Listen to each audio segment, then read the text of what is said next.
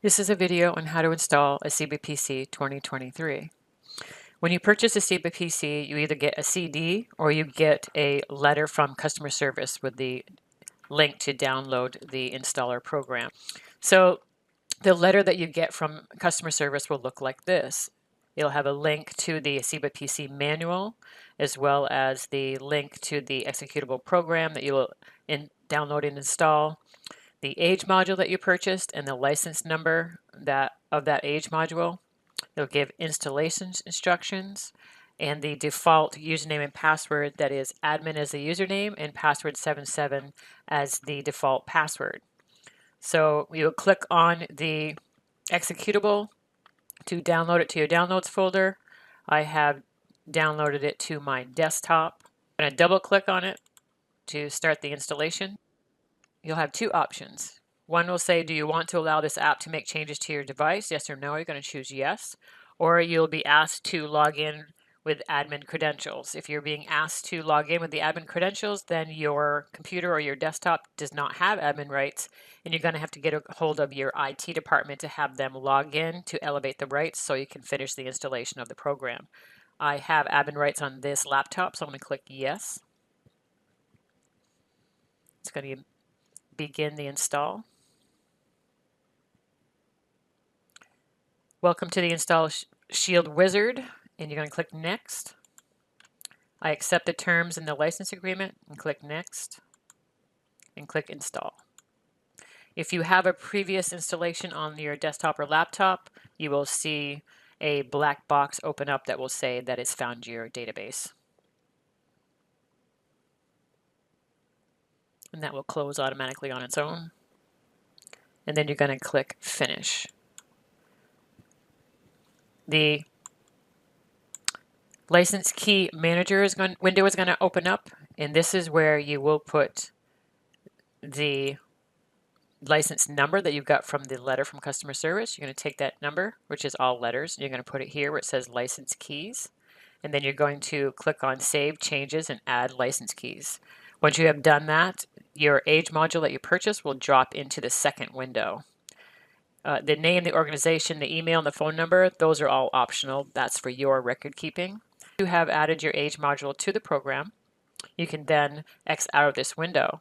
If you ever purchase any other or any additional age modules, there is an icon on your desktop that says Add ASEBA PC Modules with a key. You would click on that. It opens up this License Key Manager window. You would put in the license keys for that age module you just purchased and do the same thing. Click on Save Changes and Add License Keys, and it will add that additional age module into the program. You do not need to reinstall the program. If you already have the program, all you're doing is just adding the additional age module license key. Then you're going to close out of the window, and you're going to click on ASEBA PC 2023. Double click to open it up. It's a big program, so it may take a little bit for it to open. So here, as ASEBA PC opens up, you're going to put in the default username and password. So here, do admin and password 77. If you are installing this program over the top of an older version, you will need to type in the older password, not the password 77.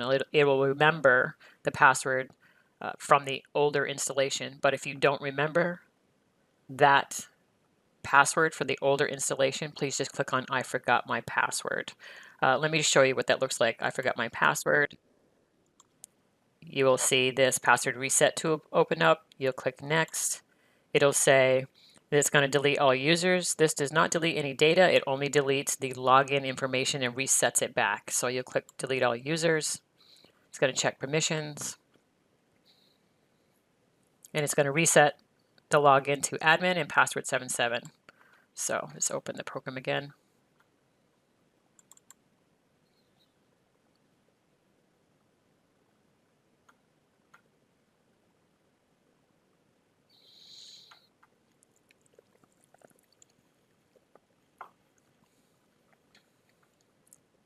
So here you're going to log in with admin and password 77. and click Sign In.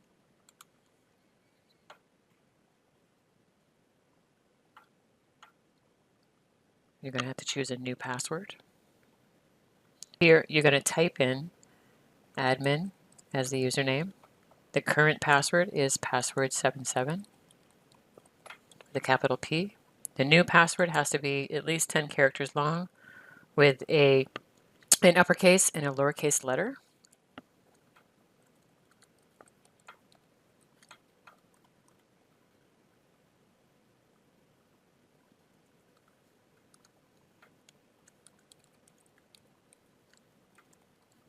Click Change. Oh, if you want to read the EULA, you can click on More Details to read the license agreement. It's automatically checked, and you're going to click Change.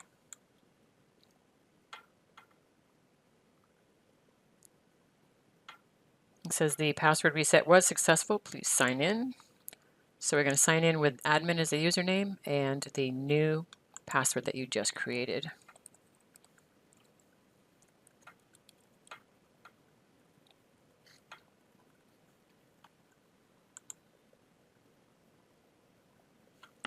Once you have logged into the program, you're going to notice the help for new users here. There's a link to the Quick Start Guide. There's a link to the procedures manual.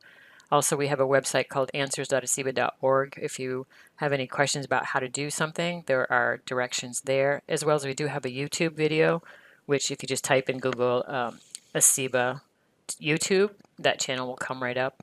The process of using ASEBA PC is that you add an assessed person, you add a form to that person, you open that form by using the key entry tab, you fill in all of the tabs except for verification. Some people want to do verification, but most clinicians skip that last tab.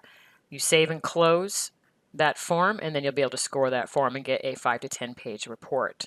So to start a new assessment, there is a tab at the top that's in light blue. It says Start a New Assessment. So you would click on that, and you would work your way through that wizard.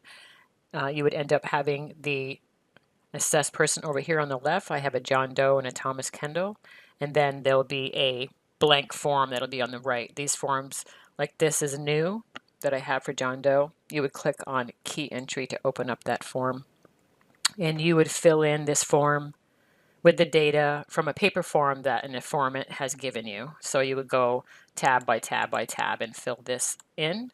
This is the verification tab that I'm talking about here, because if you click on verification, you actually have to fill out the entire form one more time. And if you stop in the middle of the verification, any of those blank answers will overwrite all of your other answers that you put in. So a lot of people skip verification. It's not necessary really if you feel that you have put in the correct information the first time. So I would stop right here at the problem items. You would click Save and Close, and then you would be able to click on Score Report to score that form. Right here I have a CBCL 6 to 18 that has already been completed, so I'm going to click on Score Report to show you what the report will look like.